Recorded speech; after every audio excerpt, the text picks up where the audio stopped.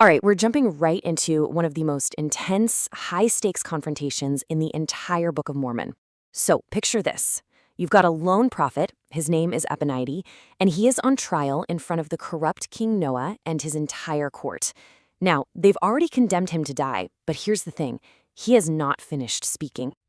So King Noah has had it. He's heard enough. He just gives the order, slay him, and you can imagine the guards starting to move in.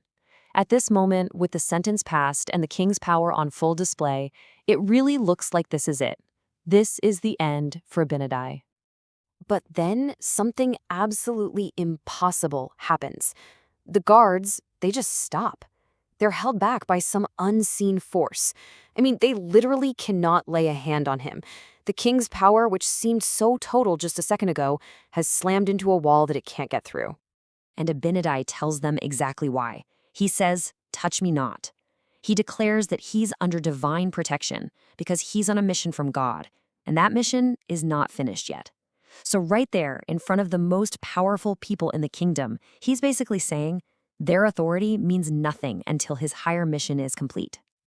And then comes the proof you can see with your own eyes. His face starts to shine, to glow, drawing this direct, unmistakable parallel to Moses, the great lawgiver himself.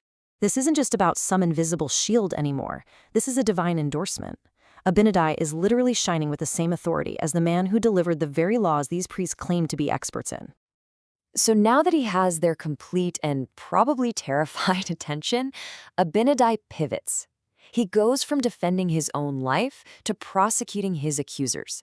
The entire power dynamic in the room just flips on its head. Suddenly, he's not the prisoner anymore, he's the judge, and court is now in session. He puts the priests themselves on trial with one simple but devastating question. You guys are the official teachers of the Law of Moses, right? So, have you actually taught it? He's about to test their knowledge and, more importantly, expose their hypocrisy on the most fundamental principles of their religion. He starts reciting the very laws they should know by heart, right? Kicking it off with the absolute foundation, no idol worship. Then he reminds them of the core law against murder, which is deeply ironic, considering they were just about to kill him without a fair trial. And he just keeps driving the point home with the law against stealing. See, each commandment he throws at them is like a sharp rebuke, a mirror held right up to their faces, showing them all the duties they've abandoned for wealth and power. And he doesn't stop there. He goes through the whole list of commandments. This isn't just a pop quiz to see if they remember. Now, this is a public indictment. He's using the very moral code they were supposed to champion to prove just how far they've fallen. His final conclusion is just scathing. He tells them, the problem isn't that you don't know the words. It's that these laws are not written in your hearts. He then accuses them of not just neglecting the law, but of actively studying and teaching wickedness. What a charge. It's an accusation of the deepest hypocrisy. Okay, so after totally exposing their failure to live the law, Abinadi is now about to teach them what the law was really for. He's about to reveal that even if they followed it perfectly, it would never have been enough. There's a much deeper truth that they have completely missed. And this brings us to the question that changes everything. The priests, they believe that salvation comes from strictly following the law of Moses. But Abinadi asks, is that really enough? And he's about to tell them in no uncertain terms that they are dead wrong. And here is the absolute core of his message. On one side, you've got the law, this really strict system of performances and ordinances. But on the other side, you have something so much bigger, the atonement. This is an act where God himself steps in to save his people. Abinadi's whole point is that without that atonement, the law is powerless to truly save anyone. So what exactly is this atonement? Well, think of it as the ultimate solution. The law can give you the rules for how to live, sure, but it can't fix your mistakes when you break them. The atonement is that divine act that makes redemption possible. It overcomes our imperfections in a way the law never could. Without it, Abinadi says every single person would unavoidably perish.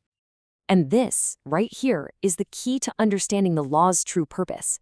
It wasn't the final destination. It was a signpost, a type or a shadow of something greater.